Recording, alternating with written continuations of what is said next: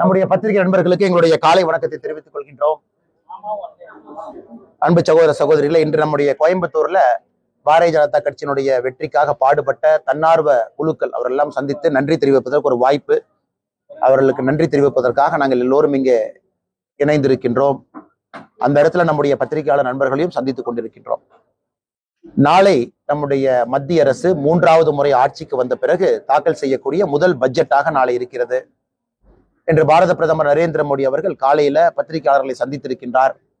பாராளுமன்றத்தினுடைய கட்டிடத்திற்கு வெளியே அதுல குறிப்பிட்டிருக்கிறாங்க, நாம் தேர்தலுக்கு முன்பு என்ன சொல்லி இருந்தோம், குறிப்பாக இந்தியாவுடைய வளர்ச்சி 2047 வளர்ச்சி அடைந்த பாரதம், அதற்காகத்தான் இந்த பட்ஜெட் இருக்கும் என்பதை மறுபடியும் ஒரு முறை நம்முடைய பிரதமர் அவர்கள் தெளிவுபடுத்தி இருக்கிறாங்க.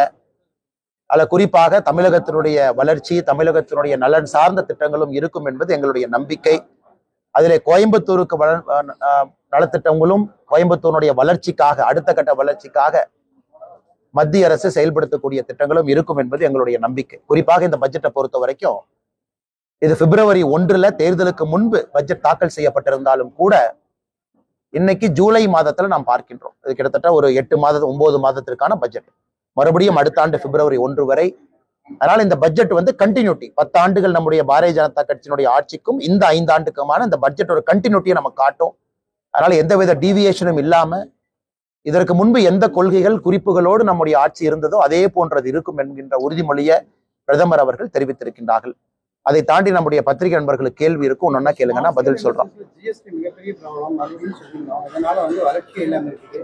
ரா மெட்டீரியல் நாட்டுல இருந்து இங்க வர்றது, அவங்க டிரான்ஸ்போர்டேஷன் ப்ராப்ளம் எல்லாம் ஜிஎஸ்டி குறைக்கும். ஆனா ஜிஎஸ்டியை பொறுத்தவரை ஜிஎஸ்டி வருவதற்கு முன்பும் டாக்ஸ் இருந்தது அப்படிங்கிறத நம்ம மறந்து விடக்கூடாது. குறிப்பாக நம்ம பத்திரிகையாளர் சந்திப்புல பேசும் பொழுது நம்முடைய பத்திரிகை நண்பர்களுக்கும் தெரியும், இதற்கு முன்பு டாக்ஸேஷன் இருந்துச்சு. இன்னைக்கு ஜிஎஸ்டி ஏற்கனவே பல இடத்துல நம்முடைய பினான்ஸ் மினிஸ்டர் சொல்லியிருக்கிறாங்க, மூத்த அமைச்சர்கள் சொல்லியிருக்கிறாங்க, ஜிஎஸ்டி ஸ்டெபிலைஸ் ஆனவுடன், குறிப்பாக இன்னைக்கு நம்முடைய நாட்டை பொறுத்தவரை ஜிஎஸ்டி கலெக்ஷன் ஒரு மாதமுமே ரொம்ப அற்புதமா இருக்கு. கலெக்ஷனை பொறுத்த வரைக்கும் இன்னைக்கு அது சிஸ்டம் சிங்க் ஆயிருச்சு.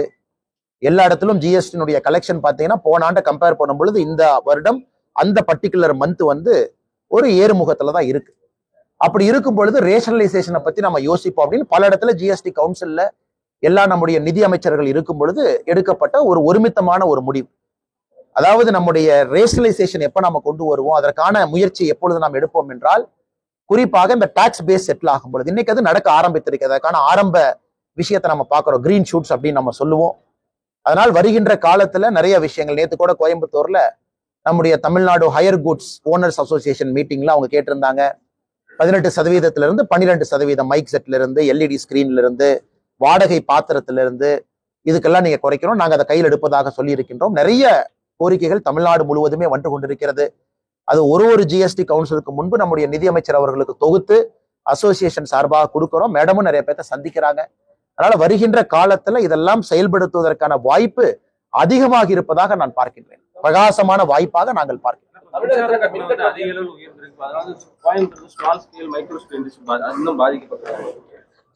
ஆனா இந்த மின்சார கட்டணத்தை பொறுத்தவரை நம்முடைய அன்பு சொந்தங்கள் ஒரு விஷயத்தை புரிந்து கொள்ள வேண்டும்.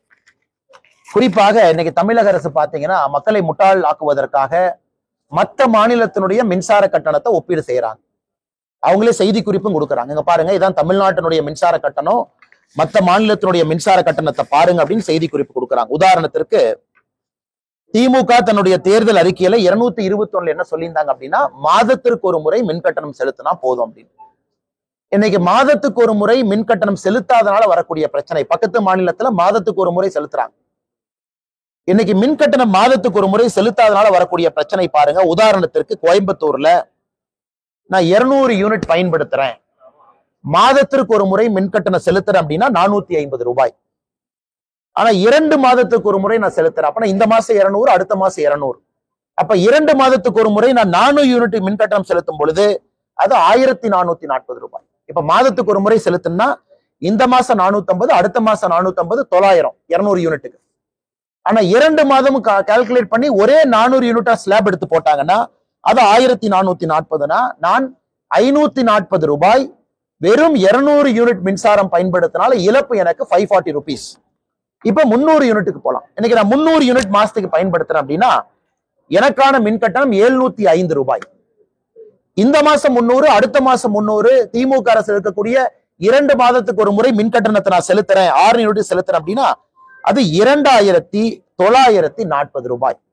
அப்ப 1410 ரூபாய் எங்க இருக்குங்க? 2940 ரூபாய் எங்க இருக்கு? இதுலயே 1500 ரூபாய் எக்ஸ்ட்ரா கொடுக்கிறோம்.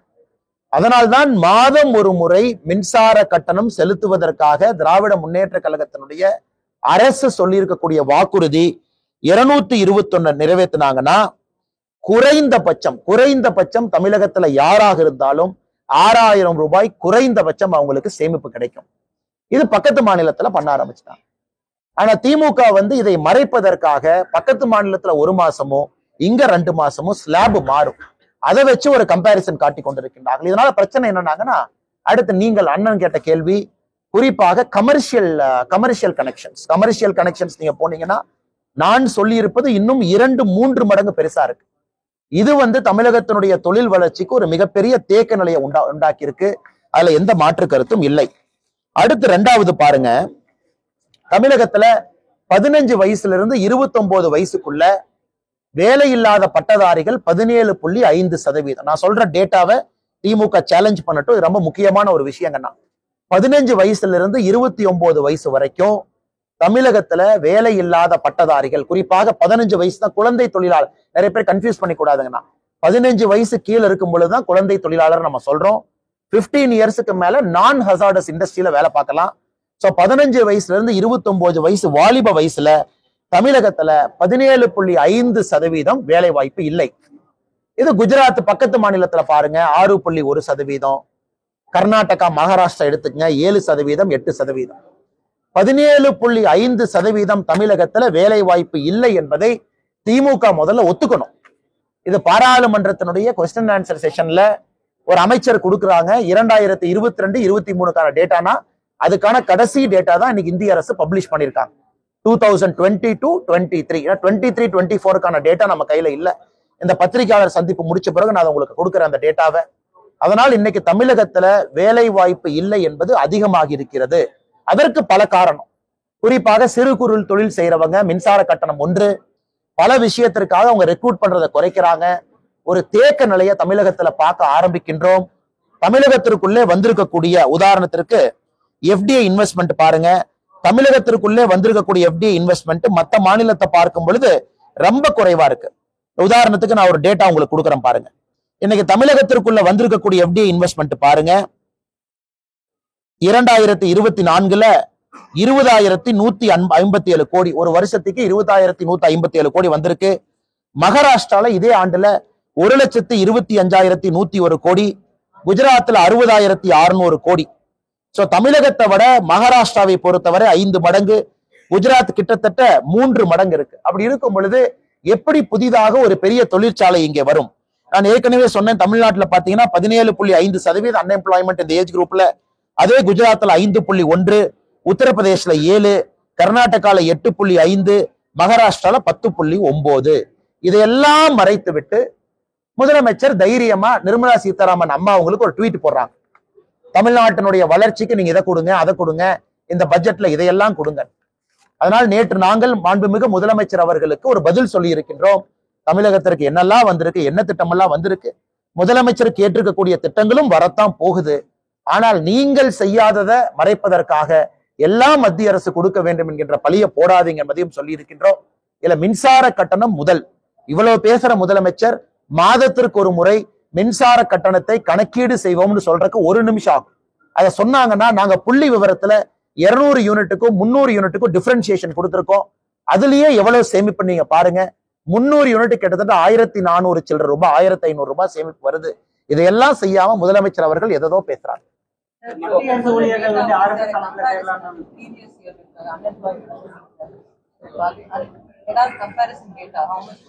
மேடம், சென்ட்ரல் கவர்மெண்ட்னுடைய comparison data 15 to 29 for the year 2023 நான் உங்களுக்கு பத்திரிகையாளர் குரூப்புக்கு நான் ஃபார்வர்ட் பண்றேன் madam. You can have a look at it. அவங்க குறிப்பாக எப்படி அந்த டேட்டாவை எடுத்திருக்காங்க அப்படின்னு நீங்க பாத்தீங்கன்னா கம்பாரிசன் கிடையாதுங்க மேடம். அதாவது ரியல் டைம் டேட்டால எம்ப்ளாய்மெண்ட் ஸ்கேல்ல டோட்டலா 10th ஸ்டாண்டர்ட் 12th ஸ்டாண்டர்ட் எத்தனை பேர் முடிச்சிருக்காங்க. தமிழ்நாட்டினுடைய கிராஸ் என்ரோல்மெண்ட் ரேஷியோ நமக்கு தெரியும் 50% மேல இருக்கு. ஸோ காலேஜ் எத்தனை பேர் படிச்சிருக்காங்க, எத்தனை வேலை வாய்ப்புகள் உருவாகி இருக்கு. இதை வச்சுதான் பேசிக் கால்குலேஷன் மேடம். இப்பதான் இந்தியா முழுவதுமே கால்குலேட் பண்றாங்க. இந்த 10th 12th வந்து ஒரு முக்கியமான டேட்டா. அதை வச்சு இதை ஈஸிலி கால்குலேட்டிங் மேடம். எவ்வளவு பேர் வந்து பதிவு செஞ்சிருக்கிறாங்க, எம்ப்ளாய்மெண்ட் கிடைச்சிருக்குன்னு அந்த டேட்டாவை நாங்க உங்களுக்கு ஷேர் பண்றோம். நீங்க அந்த டேட்டா மேல தயவு செஞ்சு ஒரு பார்வை பாருங்க. இது வந்து Lok Sabha question 5 February 2024 unstarred question 430 ministry of labour and எம்ப்ளாய்மெண்ட்ல கேட்கப்பட்ட கேள்வி, அதற்கான பதில். அது குறிப்பாக நீங்க என் கையில அந்த பதில் இருக்கு, நான் உங்களுக்கு அதை நான் ஷேர் பண்றேன் மேடம். நீங்க அதை கம்பேர் பண்ணிட்டு நீங்க கேள்வி கேளுங்க. Will be happy to answer. ஆனா நீட்டு தேர்வை பொறுத்தவரை பாராளுமன்றத்துல நம்முடைய அமைச்சர் பதில் சொல்ல போறாங்க. அதை நம்ம கேட்கத்தான் போறோம். தர்மேந்திர பிரதான் அவர்கள் இந்த கூட்டத்தொடரில் நம்முடைய அரசு கேட்டிருக்காங்க, நீட்டு சம்பந்தமாக என்இடி சம்பந்தமாக எந்த கேள்விகள் கேட்டாலும் மத்திய அரசு பதில் சொல்லும் அப்படிங்கிற உத்தரவாதத்தை நம்ம கொடுத்துருக்கோம். நம்ம பதில் சொல்லத்தான் போறோங்கன்னா, அதுல மிக முக்கியமாக உச்சநீதிமன்றம் வந்து பல ஆராய்விற்கு பிறகு ஒரு முக்கியமான விஷயம் என்ன சொல்லியிருக்காங்கன்னா, பேப்பர் லீக் வந்து லோக்கலைஸ்ட், அது கண்டெய்ன்ட் அப்படின்னு சொல்லியிருக்காங்க. அதாவது இந்த பேப்பர் லீக் வந்து இந்தியா முழுவதும் போகல, லோக்கலைஸ்டா தான் இருக்கு. அதனால் மறுதேர்வு நடத்த வேண்டிய அவசியம் இல்லை என்பதை உச்சநீதிமன்றம் மத்திய அரசினுடைய அபிடவிட்டை ஏத்துக்கிட்டாங்க. இரண்டாவது, கைது செய்யப்படுறவர்கள் மீது கடுமையா கைது செய்யணும். அதற்காக இண்டிவிஜுவலா பீகார்ல, குஜராத்ல எல்லா இடத்துலயுமே கைது செய்ய ஆரம்பிச்சிருக்கிறாங்க. அது எந்த அளவுக்கு லீக் ஆயிருக்குன்னு ஒரு பேசிக் ஐடியா நமக்கு கிடைச்சிருக்கு. அதனால் யாரும் இதிலே கவலைப்பட வேண்டாம். இப்ப நீட்டை வந்து கிளீன் பண்ணும், அது எந்த மாற்று கருத்து இல்லைங்கன்னா, நேஷனல் டெஸ்டிங் ஏஜென்சி NTA அதுதான் நீட்டை நடத்தக்கூடிய அமைப்பு. இன்னைக்கு பிரச்சனை நீட் இல்லைங்கன்னா பிரச்சனை NTA-ல இருக்கு. எப்படி என்னதான் நம்ம நடத்தினாலும் கூட இவ்வளவு பரீட்சை UGC நெட்ல இருந்து அவங்க தான் நடத்துறாங்க. பல பரீட்சைகளை NTA நடத்துறாங்க. NTA-ங்கிறது நீட்டு மட்டும் நடத்தலீங்கன்னா, அந்த கியூட் தேர்வு அவங்க தான் நடத்துறாங்க. அந்த யூனிவர்சிட்டிக்கெல்லாம் வரக்கூடிய CUET அந்த தேர்வு அவங்க தான் நடத்துறாங்க. ஏன்னா NTA-வினுடைய தலைவர் மாற்றப்பட்டிருக்கின்றார். குறிப்பாக NTA-வை நம்ம கிளீன் அப் பண்றோம் அப்படின்னு சொல்லியிருக்கோம். இது மறுபடியும் நடக்காது என்கின்ற நம்பிக்கை எனக்கு இருக்கு. ஏன்னா தமிழகத்திலும் பல இடத்துல பாத்தீங்கன்னா TNPSC பேப்பர்லாம் லீக் ஆயிருக்கு. நாம சிஸ்டத்தை சரி பண்ணணுமோ தவிர அதுக்காக ஒரு எக்ஸாமை நம்ம கேன்சல் பண்ண முடியாது. நீட் ஆதாரத்தின் அடிப்படையில் it is a good performing exam. நிறைய பேர் தமிழ்நாட்டில் 59% இந்த ஆண்டு பாஸ் பண்ணியிருக்கிறாங்க. கடந்த 5 ஆண்டுல பெஸ்ட் ரிசல்ட் இது.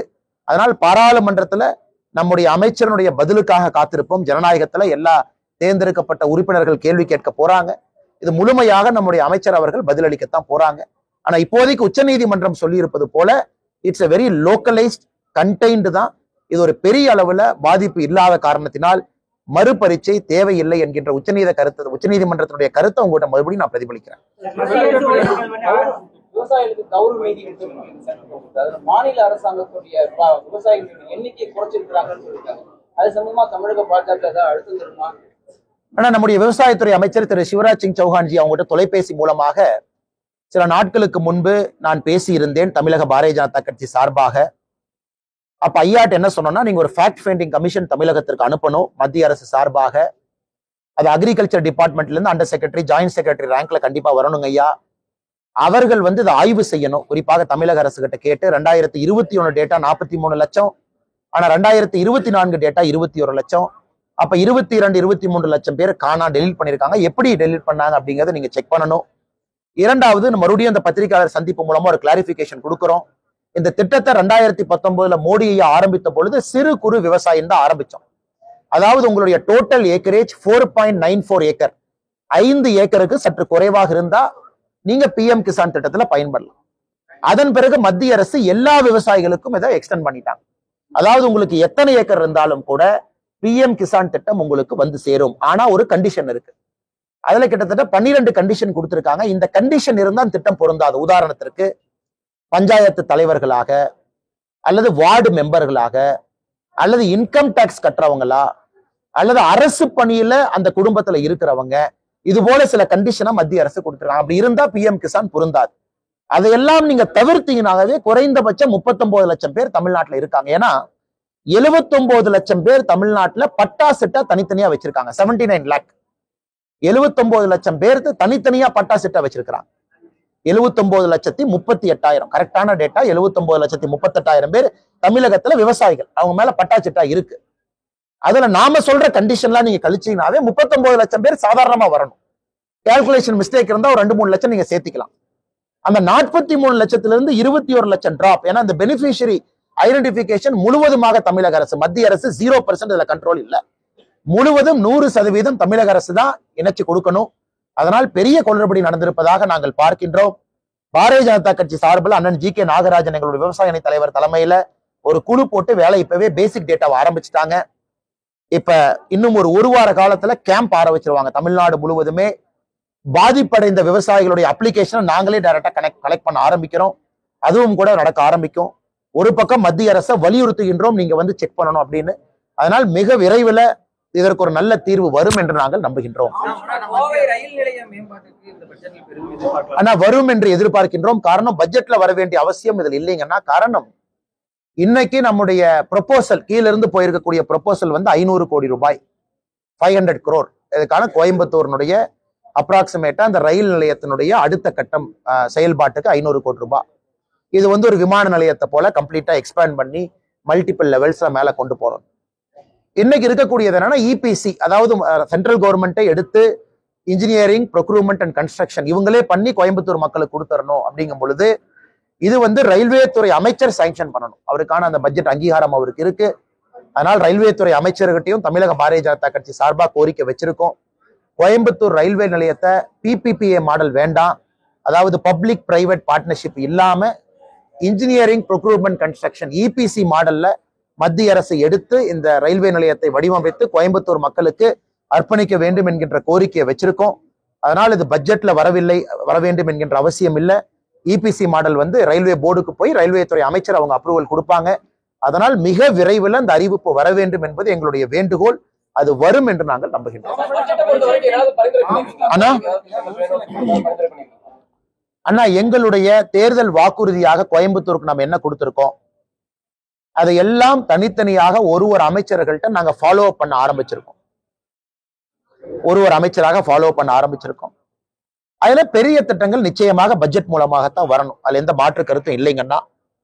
அதற்கு எங்களுக்கு 5 பட்ஜெட் இருக்குங்கண்ணா. இந்த ஆட்சியில 5 முறை, இந்த இப்ப இருக்கக்கூடிய மோடிஜி 3.0ல 5 வாய்ப்பு இருக்கு. பெரிய திட்டத்தை அது மூலமா கொண்டு வரணும். மற்றதெல்லாம் அமைச்சருடைய டிஸ்கிரிஷன்ல இருக்கிறது. அல்லது உள்துறை அமைச்சருடைய டிஸ்கிரிஷன்ல இருக்கக்கூடிய என்ஐஏ கொண்டு வரணும், என்சிபி கொண்டு வரணும், அது போன்ற திட்டங்கள். அல்லது மருத்துவ அமைச்சர் கையில் இருக்கக்கூடிய கெரியாட்ரிக்ஸ் பேஷண்ட்டுக்கு, அதாவது 60 வயதுக்கு மேல இருக்கவங்களுக்கான சிறப்பு மருத்துவமனை கோவையில, கேன்சர் மருத்துவமனை, இதெல்லாம் தனித்தனியா ஃபாலோ பண்ண ஆரம்பிச்சிட்டாங்கன்னா, அது நம்முடைய கட்சி ஃபாலோ பண்ண ஆரம்பிச்சிருக்கு. இதே மாதிரி தமிழ்நாடு முழுவதுமே, கோயம்புத்தூருக்கு இங்க நான் போட்டிட்டு இருந்தாலும் கூட தமிழ்நாடு முழுவதுமே இருப்பதையெல்லாம் தொகுத்து ஒரு அமைச்சராக சந்தித்து கொடுக்க ஆரம்பிச்சிருக்கிறோம். இது நிச்சயமாக வருகின்ற காலத்துல நிறைவேற்றப்படும். அது உதாரணத்துக்கு ரயில்வே அப்படிங்கறத உதாரணத்துக்கு நாம சொன்னோம். நிறைவேற்றுறோம் அப்படிங்கறத தாண்டி அதுல இருக்கக்கூடிய பிரச்சனைகளையும் கண்டுபிடித்து அது எந்த மோட்ல வந்தா மக்களுக்கு நன்றாக இருக்கும் என்பதையும் புரிந்து கொண்டு இன்னைக்கு அதுக்காக நாங்க வந்து போராட ஆரம்பித்திருக்கின்றோம். வருகின்ற காலத்துல ஒன்றொன்றா நீங்க பாப்பீங்க. உள்துறை அமைச்சர் அவர்களையும் கோயம்புத்தூருக்கு கொண்டு வருவதற்கான முயற்சியில இறங்கியிருக்கோம். காரணம், கோயம்புத்தூரினுடைய பாரதிய ஜனதா கட்சியினுடைய கட்டடம் திறப்பு விழாவுக்கு தயாரா இருக்கு. அதனால் பாரதிய ஜனதா கட்சி சார்பாக உள்துறை அமைச்சர் அவங்களை கொண்டு வரணும். அவர்கள் மூலமாக சில காரியங்களை கோயம்புத்தூருக்கு செய்யணும். அவர் வரும் பொழுது இந்த கட்டடத்தை பாரதிய ஜனதா கட்சிக்கு திறந்து வைக்க வேண்டும் என்பதற்காக எல்லா வேலையிலும் இறங்கி இருக்கோம். ஏற்கனவே சொன்னது போல உள்துறை அமைச்சர் அவங்ககிட்ட சில வேண்டுகோள் பாக்கி இருக்கு, அவங்ககிட்ட செய்யணும்னு நாங்க கேட்கிறோம். ஆனால் வருகின்ற காலத்தில் நீங்க பாப்பீங்க, இது ஒன்றொன்றாக செயல்படுத்தி கொண்டு வருவோம். மாநில தலைவர்களுக்கு வந்து பாதுகாப்பு இல்லை அப்படிங்கிறாரு. இதே போல ஆம்ஸ்டாங் கொலை வழக்குல வந்து ஒரு சில கட்சி உறுப்பினர்கள் அண்ணா, ஏற்கனவே நான் பேசும்போது நான் சொன்னேங்கண்ணா, இன்னைக்கு குறிப்பாக அது பாரதிய ஜனதா கட்சியாக இருக்கட்டும், மற்ற கட்சிகளாக இருக்கட்டும், தவறு யாராவது செய்யும் பொழுது நாம் உடனடியா நீக்கிறோம். அது முதல் வேலை. இரண்டாவது, உள்ளே வருபவர்கள் முடிந்தவரை நல்லவர்களாக இருக்க வேண்டும் என்கின்ற ஒரு கோட்பாட்டோட மெம்பர்ஸை சேர்த்துறோம். அதையும் தாண்டி எல்லோரும் நல்லவர்கள் எந்த கட்சியில யாரும் சொல்ல முடியாதுங்கண்ணா. தவறு செய்ய செய்ய நீக்கிறது வந்து நாங்க செய்யக்கூடிய வேலை. இன்னைக்கு இந்த கொலை வழக்குல பாரதிய ஜனதா கட்சியிலிருந்து ஒருத்தர் மேல சந்தேகம் இருக்குன்னு சொன்னாங்க, உடனே நீக்கிட்டோம். அதே போல வேறு வேறு கட்சிகளும் நீக்கி இருக்கிறாங்க.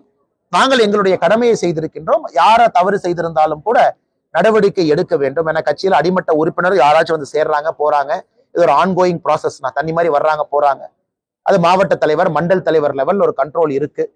ஆனால் நாங்களும் யோசிக்கிறோம், இன்னைக்கு கட்சியில சேரக்கூடிய உறுப்பினர்கள் எல்லாத்துக்கிட்டையுமே பாரதிய ஜனதா கட்சியை பொறுத்தவரை ஒரு சென்ட்ரலைஸ்டு மெக்கானிசத்தை கொண்டு வரணுமா அப்படின்னு யோசிச்சுட்டு இருக்கோம். குறிப்பாக சென்ட்ரலைஸ்டு மெக்கானிசம், இப்ப மாவட்ட தலைவருக்குன்னு சில அதிகாரம் இருக்கு. ரமேஷ் பாத்தீங்கன்னா ஒரு மாவட்ட தலைவராக யார வேணாலும் அண்ணன் கட்சியில சேர்த்திக்கலாம். யாரை வேணாலும் அண்ணன் நீக்கலாம். ஒரு மண்டல் தலைவர் கட்சியில சேர்த்தலாம், ஆனா நீக்க முடியாது. இப்ப கட்சியில சேர்ப்பதற்கு முன்பு மாநிலத்திற்கு ஒரு இன்டிமேஷன் கொடுக்கணுமா அப்படிங்கிறதையும் நாங்க யோசிச்சுட்டு இருக்கோம். ஏன்னா அதே நேரத்துல ஒரு தலைவருடைய அதிகாரத்தையும் நாங்க பறிக்க கூடாது. ஒரு மாவட்ட தலைவராக, மண்டல் தலைவராக அவருடைய அதிகாரத்தையும் பறிக்க கூடாது. ஆனா சில விஷயங்கள் எங்க நாலேஜ்ல தான் நடக்கணும் அப்படிங்கிறதையும் விரும்புறோம். ஏன்னா தமிழ்நாடு அரசியல் பாத்தீங்கன்னா இன்னைக்கு எல்லாருமே பத்திரிகை நண்பர்கள் சோசியல் மீடியா உன்னிப்பா பாக்குறீங்க. யாராவது ஒரு குற்றவாளி எங்கேயாச்சும் இருந்தா கூட கேள்வி கேட்கிறீங்க. ஏன்னா இன்னைக்கு எல்லா பக்கமே டிரான்ஸ்பரன்சி வந்துருச்சு. அதனால் யோசித்துக் கொண்டிருக்கின்றோம். இதை வருகின்ற காலத்துல குறிப்பாக இந்த நவம்பர் டிசம்பர்ல அந்த பாரதிய ஜனதா கட்சியினுடைய புது டீம் வரும் பொழுது இதையும் எப்படி செயல்படுத்த வேண்டும் என்று யோசித்துக் கொண்டிருக்கின்றோம். இரண்டாவது என்ன அதை பதில் முடியலைங்கன்னா, இப்ப ஆம்ஸ்ட்ராங் அவருடைய கொலை வழக்குல தொடர்ந்து எங்களுடைய ஒரே ஒரு கோரிக்கை, இது சிபிஐக்கு விசாரணைக்கு போக வேண்டும் என்பதுதான் எங்களுடைய கோரிக்கை. இப்ப national commission for schedule cost NCSC வந்து பார்த்துட்டு போயிட்டாங்க. பாரதிய ஜனதா கட்சியினுடைய தலைவர்கள் டெல்லிக்கு போய் இது கொடுத்துட்டு வந்தாங்க. அடுத்து நேஷனல் ஹியூமன் ரைட்ஸ் கமிஷன்ல இருந்து வருவதாக சொல்லி இருக்கின்றார்கள். அடுத்து மூன்றாவது மிக முக்கியமானது, உள்துறை அமைச்சருக்கும் தெரியப்படுத்தி இருக்கின்றோம், சிபிஐ விசாரணை வேண்டும். ஆனா முதலமைச்சர் அவர்கள் ப்ராசிக்யூஷன் சாங்ஷனை வித்ட்ரா பண்ண காரணத்தினால இன்னைக்கு இது கோர்ட் மூலமாக மட்டும்தான் வரவேண்டிய சூழல் உருவாயிருக்கு. தமிழ்நாட்டுல கோர்ட் மூலமாக மட்டும்தான் வரவேண்டிய சூழல். இன்னைக்கு கோர்ட்லயும் பாத்தீங்கன்னா வேறு வேறு கேசஸ் எல்லாம் கிளப் பண்ணி நீதியரசர்கள் விசாரிக்கிறாங்க. சிபிஐ விசாரணை இந்த பர்டிகுலர் கேஸ்ல வேண்டுமா அப்படின்னு இதையதான் கள்ளக்குறிச்சிக்கு நாங்க கேட்டிருக்கோம். அதனால் முதலமைச்சர் இந்த குழப்பத்துக்கெல்லாம் இடம் கொடுக்காம, அவர் இதுல மறைப்பதற்கு ஒன்றும் இல்லை என்றால் நேரடியா சிபிஐ விசாரணைக்கு முதலமைச்சர் அவங்க கேட்கலாம். மத்திய அரசு கொடுக்க போகுது. முதலமைச்சர் கேட்டு மத்திய அரசு சிபிஐ விசாரணை இல்லை என்று எப்பொழுதும் சொல்ல போவது இல்லை. அதுதான் பாரதிய ஜனதா கட்சியினுடைய நிலைப்பாடு. அதனால் முதலமைச்சர் இந்த குழப்பத்துக்கெல்லாம் இடம் கொடுக்காம சிபிஐ விசாரணைன்னு சொல்லிட்டாங்கன்னா முடிஞ்சது. இப்படி வர்றாங்கண்ணா,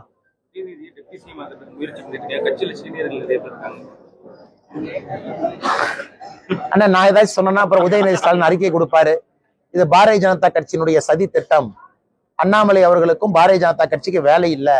இது நாங்கள் போட்ட பகல் திட்டம் தான் உதயநிதி ஸ்டாலின் அவர்களை தமிழகத்தினுடைய முதலமைச்சர் ஆக்கணும்னா, நாங்க தமிழகத்துல திமுக இருந்து மக்களை காப்பாற்றணும்னு நினைக்கும் பொழுது நாங்கள் எதுக்கு சதி திட்டம் போட போறோம் உதயநிதி ஸ்டாலின் அவரை துணை முதலமைச்சர் ஆக்கணும் அப்படின்னு.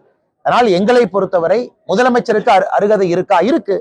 யாரை வேண்டுமானாலும் துணை முதலமைச்சரா அவர் அறிவிக்கலாம். ஆனா அரசியலமைப்பு சட்டத்துல இடம் இல்லை, ஆனா வச்சுக்கலாம், தவறு கிடையாது.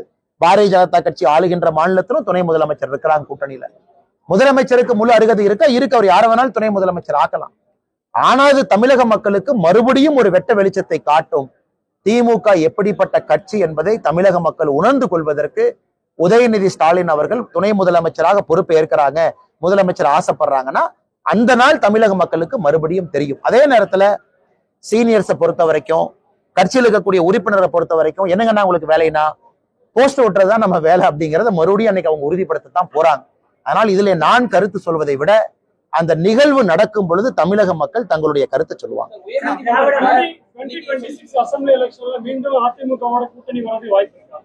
ஏன் இந்த கேள்வி இப்ப கேக்குறீங்கன்னா, அண்ணா அதாவது நாம ஒரு தெளிவான நிலைப்பாடு எடுத்திருக்கோம். தேசிய ஜனநாயக கூட்டணியுடைய தலைவர்கள் நீங்க பாக்குறீங்க, விக்கிரவாண்டியில, திருச்சியில, எல்லா இடத்திலும் ஒன்றாக இருந்து மக்களுக்கு ஒரு மெசேஜ் கொடுத்திருக்கோம். அது திருச்சியில நம்முடைய தலைவர்கள் பேசின மெசேஜ் எல்லாம் நீங்க கேட்டீங்கன்னா, ஒரு அண்ணனுக்கு நேரம் இருந்து கேட்டீங்கன்னா ஒரு தெளிவான டைரக்ஷன். தமிழ்நாட்டுல ஒரு மாற்றம் வர வேண்டும் என்றால் பிரச்சனையை உருவாக்குனவங்கனால சரி பண்ண முடியாது. இவங்க பிரச்சனையை உருவாக்கி இருக்கிறாங்க. தண்ணி பிரச்சனை, விவசாய பிரச்சனை, தொழில் பிரச்சனை, வேலை வாய்ப்பு பிரச்சனை எல்லாம் உருவாக்கி இருக்கிறாங்க. ஆனா தமிழ்நாட்டுல ஒரு மாற்றம் வர வேண்டும் என்றால் பிரச்சனையை உருவாக்காதவங்க சேரும் பொழுது மட்டும்தான் மாற்றம் வரும். அதுல தெளிவாக இருக்கின்றோம். அது 2026 அது நடக்குங்க. மத்திய அரசு ஊழியர்கள் வந்து RSSல சேர்றதுக்கு தடை விதிச்சிருந்ததா காங்கிரஸ் கட்சி 1966 தடை விதிச்சிருந்தது, அதை வந்து நீக்கி இருக்காங்க மத்திய அரசு. ஆனா இன்னைக்கு RSS ஒரு பொலிட்டிக்கல் ஆர்கனைசேஷன் கிடையாது. இன்னைக்கு மத்திய அரசுடைய ஊழியர்கள் ராமகிருஷ்ணா மிஷன்ல இருக்கலாம். RSSல மெம்பர்ஷிப் கிடையாது. அது முதல்ல புரிஞ்சுக்கணுங்கண்ணா. It is not a membership organisation. இப்ப நண்பர்கள் RSS பொறுத்த வரைக்கும் ஒரு ஐடி கார்டு கொடுப்பாங்க, நமக்கு ஒரு மெம்பர்ஷிப் நம்பர். RSSல யாருக்கும் மெம்பர்ஷிப் கிடையாது. யாராக இருந்தாலும் வாலண்டரியா வந்துட்டு போக வேண்டியதான். அதே போலதான் ராமகிருஷ்ணா மிஷன், அதே போலதான் பல இயக்கங்கள். இன்னைக்கு இந்தியாவை பொறுத்தவரை இந்திரா காந்தி அம்மையார் அவர்கள் சுதந்திரத்துக்கு பிறகு ஒரு முறை, மகாத்மா காந்தி ஐயா அவருடைய படுகொலைக்கு பிறகு ஒரு தடை, பாபரி மஸ்ஜித் போது ஒரு தடை, எமர்ஜென்சியும் போது ஒரு தடை, 2-3 தடைகளை பார்த்த இயக்கம் RSS இயக்கம். இன்னைக்கு RSS இயக்கத்துல யாரு வேண்டுமானாலும் விருப்பம் இருக்கிறவங்க போலாம், வெளியே வரலாம். அந்த இயக்கத்துல மெம்பர்ஷிப் இல்லாதனால கட்டுப்பாடு இல்லை, கான்ஸ்டியூஷன் இல்லை, இப்படித்தான் இருக்கணும், நீ செவ்வாய்க்கிழமை மீட்டிங் வரணும், புதன்கிழமை வரணும் இல்லை. அதனால இதுல எந்தவித பிரச்சனையும் நான் பார்க்கல இல்லைங்கண்ணா. ஏன்னா மெம்பர்ஷிப் இருந்தா தானே ஒரு பிரச்சனை. மெம்பர்ஷிப் இருக்கு. செகண்ட், RSS பொறுத்தவரை அவர்களோட ஐடியாலஜிக்கல் ஆர்கனைசேஷன். இந்த நாட்டிற்காக இன்னைக்கு இடத்துல 100 ஆண்டுகளை கம்ப்ளீட் பண்ண போற ஒரு சோசியோ ஆர்கனைசேஷன். பல துறையில வேலை பார்க்கறாங்க, பல அமைப்புகள் அவங்களுக்கு இருக்கு, மாணவர் இதுல இருக்கிறாங்க. அதே போல RSS இயக்கம் பாத்தீங்கன்னா பிளட் பேங்க்ல இருந்து சேவா பாரதியாக பல இடத்துல நூற்றுக்கணக்கான இயக்கங்கள் RSS கீழே பணிபுரியுறாங்க. அதனால இதுல எந்த விதமான இது இல்லையா. உதாரணத்திற்கு நேத்து PN பிரகாஷ் ஐயா பேசினாங்க சென்னையில. நான் ஒரு RSS இயக்கத்துல இருந்த ஒரு மனிதன், சென்னை உயர்நீதிமன்றத்துல நான் நீதியரசராக பணியாற்றி இருக்கின்றேன். நான் ரிட்டையர் ஆனோடனே எல்லாரும் என்கிட்ட வந்து சொன்னாங்க, ஐயா ரொம்ப நேர்மையா நீங்க பணியாற்றி இருக்கீங்க, நாங்க பாராட்டுறோம் அப்படின்னு.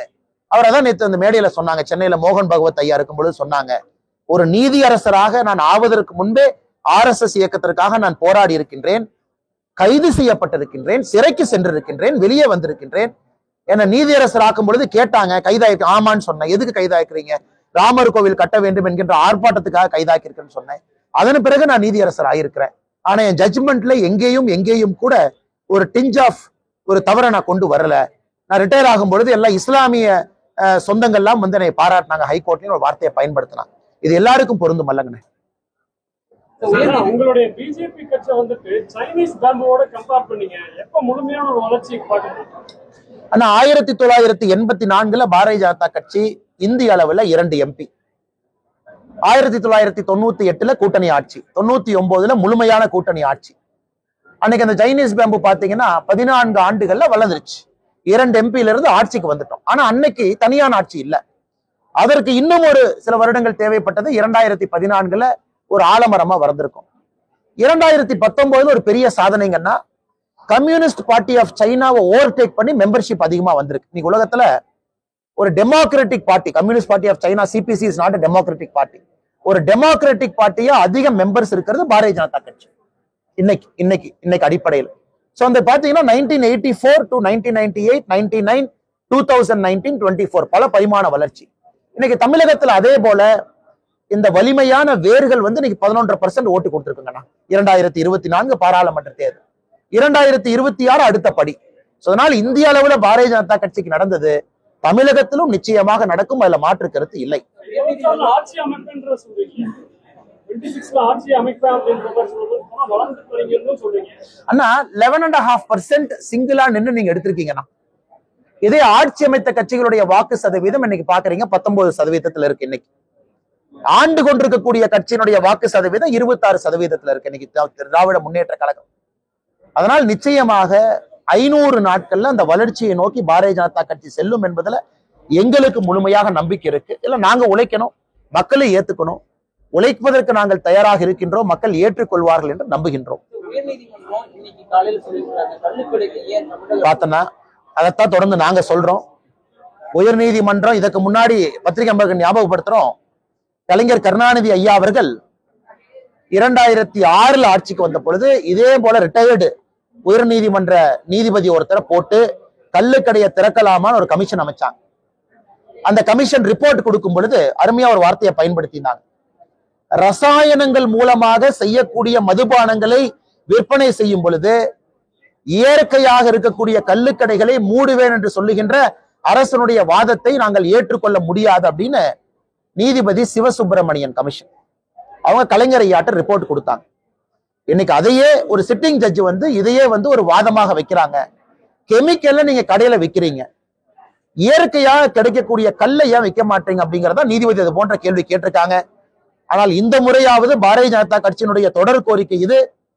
இதை முதலமைச்சர் அவர்கள் ஏற்பாரா அப்படின்னு நம்ம பொறுத்திருந்து பார்க்க வேண்டும்.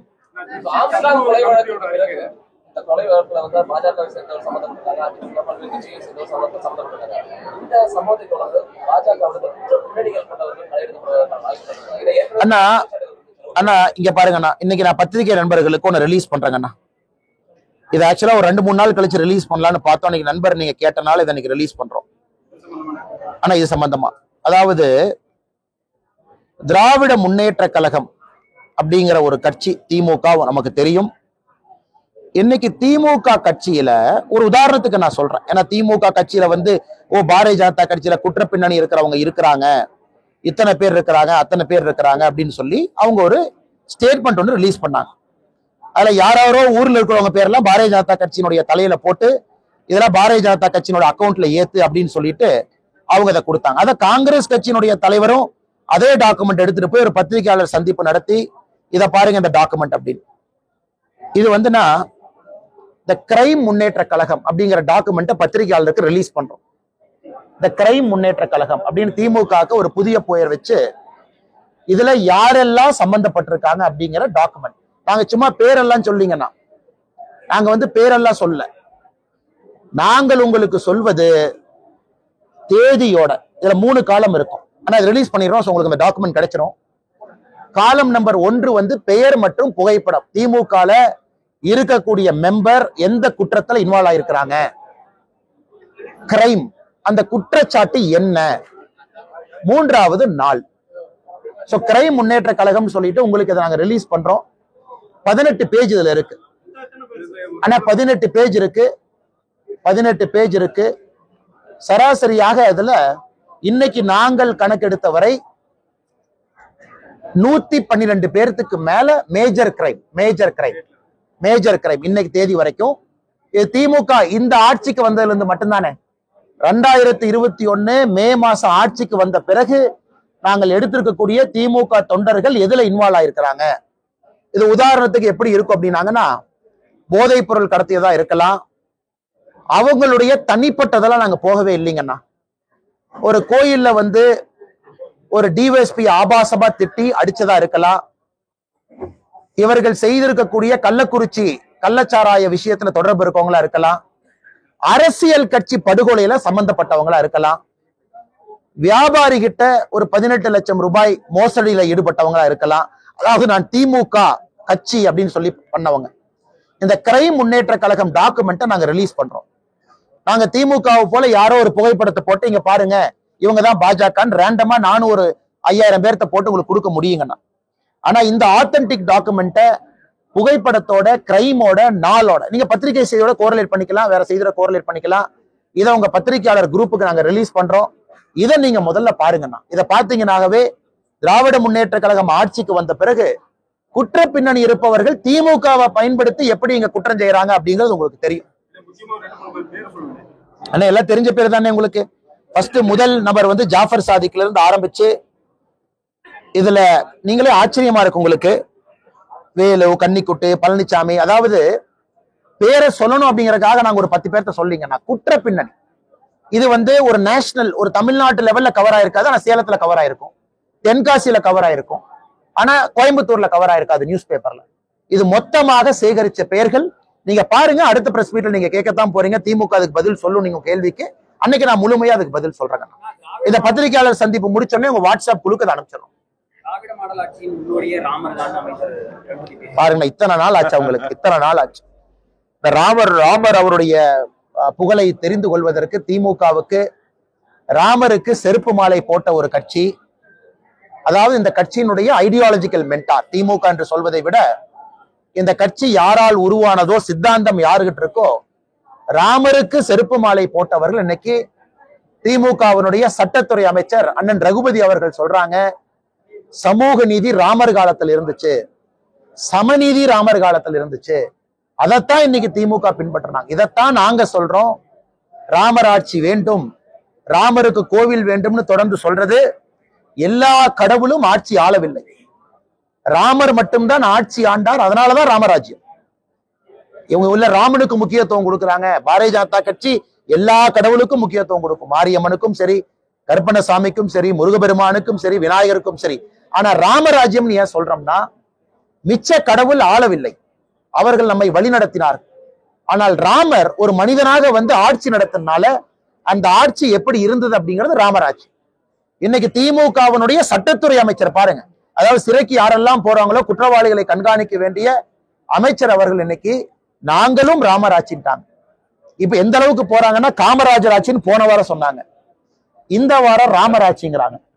அடுத்த வாரம் என்ன சொல்லுவாங்க எங்களுக்கு டவுட்டா இருக்கு. அதனால செருப்பு மாலை போட்ட ஒரு இயக்கத்திலிருந்து வந்திருக்கக்கூடிய கட்சி இன்னைக்கு தமிழக மக்களிடம் மன்னிப்பு கேட்பதாகத்தான் இதை நான் பார்க்கிறேன்.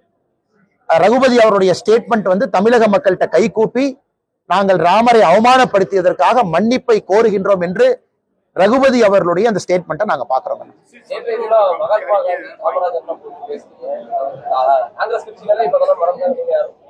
அண்ணே, அவங்க காமராஜர் ஐயா இப்ப இருக்கக்கூடிய காங்கிரஸ்க்கு எந்த விதத்திலும் சம்பந்தம் இல்லை. அதனால தயவு செஞ்சு யாராச்சும் காங்கிரஸ் கட்சிக்காரங்க காமராஜர் ஐயாவை கொண்டாட வந்துடாது. இரண்டாக பிளந்த பொழுது இவங்கெல்லாம் இந்திரா காங்கிரஸை சார்ந்தவர். இன்னைக்கு இருக்கக்கூடிய காங்கிரஸ் கட்சி இந்திரா காங்கிரஸை சார்ந்தவர். காமராஜர் ஐயா தனியா கழட்டி விட்டாங்க. காமராஜர் ஐயா தனியாகத்தான் இருந்தாங்க. அது 1969 இடைத்தேர்தல் நாகர்கோவில் சாட்சி, 71 தேர்தல திமுக காங்கிரஸ் கூட்டணி சாட்சி. அந்த சரித்திரத்தை மறந்து விடக் கூடாது. அதனால் காமராஜர் ஐயா காங்கிரசினுடைய முதுபெரும் தலைவராக இருந்தாலும் இன்னைக்கு இருக்கக்கூடிய காங்கிரஸ் இது இந்திரா காங்கிரஸாக மாறி இருக்கு. சிம்பல் மாறி இருக்கு, எல்லாமே மாறி வந்திருக்கு. அதனால் காமராஜர் ஐயாவை ஒரு தமிழகத்தினுடைய ஆளுமையாக தொடர்ந்து நாங்கள் பேசிக் கொண்டிருக்கின்றோம். எல்லா இடத்துக்கும் எடுத்துட்டு போறோம். மகாத்மா காந்தி ஐயா காங்கிரஸ் கட்சியை கலைச்சரலான்னு சொன்னார். அதனால தயவு செஞ்சு நீங்க மகாத்மா காந்தியும் கொண்டாட வந்துடாதீங்க. அவர் கட்சியே வேண்டான்னு சொன்னவரு. ஆனால் மகாத்மா காந்தி அவருடைய பெருமையும் சொல்ல வேண்டிய கட்டாயம் இருக்கு. அதைத்தான் நாங்க சொல்லிக்கிட்டு இருக்கோம். வெளியுறவுத்துறை அமைச்சர் ஜெய்சங்கர் கஷ்டப்பட்டு பங்களாதேஷ் பட் அவர் ஸ்டாலின் ஆனா திரிபுரா மூலமாக பங்களாதேஷ்ல இருக்கக்கூடிய இந்திய மாணவர்களை கொண்டு வந்து உணவளித்து தங்குவதற்கு இடம் கொடுத்து அவர்களை அங்கிருந்து கொண்டு வந்து சென்னை ஏர்போர்ட்ல இறக்கி விட்டுருவோம். சென்னை ஏர்போர்ட்ல நம்ம அமைச்சர் போவாரு. செஞ்சி மஸ்தான் அண்ணன் பக்கத்துல போய் நின்னுகிட்டு செஞ்சி மஸ்தான் அண்ணன் நாங்க தான் கூட்டிட்டு வந்தோம். இதை நாங்க உக்ரைன்ல பார்த்துட்டோம். இதை நாங்க சூடான்ல ஒரு முறை பார்த்தோம். இத 2-3 முறை பார்த்துட்டோங்கண்ணா. கென்யால ஒரு முறை இதே மாதிரி வந்துச்சு. இன்னைக்கு பங்களாதேஷுக்கு மறுபடியும் போய் ஸ்டிக்கர் ஒட்டுறாங்க. மக்களுக்கு தெரியும் வெளியுறவுத்துறை அமைச்சர் வெளியுறவுத்துறை கொள்கை இருக்கும் பொழுது சென்னை ஏர்போர்ட்ல திமுகனால மேக்சிமம் போய் ரிசீவ் தான் பண்ண முடியும். ஆனா நம்ம கட்சி தொண்டர்கள் சைலண்டா வேலை செஞ்சுக்கிட்டே இருக்கிறாங்க. உதாரணத்துக்கு உக்ரைன்ல இருந்து வந்த மாணவர்களை வீட்டுல போய் சந்திப்போம். பங்களாதேஷ்ல இருந்து வந்தவங்க எங்கிட்ட வர்ற அப்ளிகேஷன்லாம் கலெக்ட் பண்ணி எம்இஏ கண்ட்ரோல் ரூமுக்கு ஆல்ரெடி அனுப்பிச்சாச்சு. எங்களுக்கு வந்த 16 அப்ளிகேஷன் வந்துச்சுங்கன்னா மொத்தமா தான் பாரதிய ஜனதா கட்சிக்கு வந்துச்சு. நேற்று வரை வந்ததை கலெக்ட் பண்ணி எம்இஏ கண்ட்ரோல் ரூமுக்கு நாங்க கொடுத்துட்டோம். எங்களுக்கு வர்றதை செய்ய வேண்டிய கடமை எங்களுக்கு. இதே உக்ரைன் பாத்தீங்கன்னா அப்ளிகேஷன் நிறைய வந்துச்சு. நிறைய பேர் வரணும் அப்படின்னு நிறைய கிட்டத்தட்ட நாங்க அமைத்திருந்த கண்ட்ரோல் ரூமுக்கே கிட்டத்தட்ட 100க்கு மேல வந்துச்சு. ஆனா பங்களாதேஷ்ல யாராச்சும் இருக்கீங்கன்னா தொடர்ந்து பாரதிய ஜனதா கட்சி அலுவலக செயலாளர் சந்திரன் அவங்க கிட்ட நீங்க அனுப்பி வைக்கலாம். பாரதிய ஜனதா கட்சி வெப்சைட்ல கொடுக்கலாம். சென்னை பக்கத்துல இருந்தா அலுவலகத்தில் நேர்ல வந்து கொடுக்கலாம். நீங்க கொடுப்பதை எம்இஏ கண்ட்ரோல் ரூம்ல கொடுத்து நாங்க ஃபாலோ அப் பண்றோம். உங்களுடைய குழந்தைகள் பத்திரமாக தமிழகம் வந்து சேரும் வரை அது எங்களுடைய பொறுப்பு.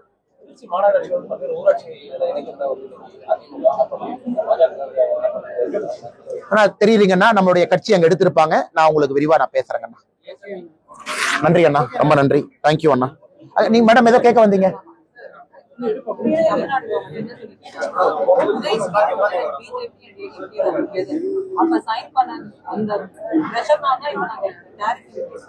மேடம் இதுக்கு நான் பதில் சொல்றேன் மேடம். இப்ப மேடம் கேக்குறாங்க இந்த மாதிரி தமிழ்நாடு அரசு மின் கட்டணத்தை உயர்த்தும் பொழுதெல்லாம் இந்த உதய ஸ்கீம் மேல பணிய போடுறாங்க அப்படின்னு. ஒரு விஷயத்தை நம்ம நல்லா புரிஞ்சுக்கணுங்க. ஒரு 20 நிமிஷம் இதற்கு முன்பு பிரஸ் மீட் நம்ம கொடுத்திருக்கோம். உதய ஸ்கீமை பத்தி அதுல இருக்கக்கூடிய சிஸ்டம் எல்லாம் நம்ம கொடுத்திருக்கோம். அது மறுபடியும் உங்களுக்கு ஒரு அறிக்கையை அன்னைக்கு கொடுக்கிறோம். மத்திய அரசு எங்கேயும் மின்சார கட்டணத்தை உயர்த்துங்கள் என்று எங்கேயும் சொல்ல போவது கிடையாது. தமிழக அரசு குறிப்பா ஸ்மார்ட் மீட்டருக்கு அவர்களுக்கு சப்சிடி வேண்டும், பணம் வேண்டும் என்றால் அவங்க சில கண்டிஷன்ஸை மீட் பண்ணணும். உதாரணத்துக்கு ஸ்மார்ட் மீட்டரை ஒரு குறிப்பிட்ட பர்சன்டேஜை கம்ப்ளீட் பண்ணணும். ஸ்மார்ட் மீட்டரிங் கால்குலேஷன் அவங்க கொண்டு வரணும். அதே போல தமிழகத்தினுடைய மின்சார கம்பெனிகள் குறிப்பாக டிஸ்ட்ரிபியூஷன் 3ஆ பிரிச்சிருக்கோம். உற்பத்தி பண்றது வேற, டிஸ்ட்ரிபியூஷன் வேற, கலெக்ஷன் வேற. கலெக்ட் செய்யப்படக்கூடிய கம்பெனிகள் வராத கடனை குறைக்கணும்.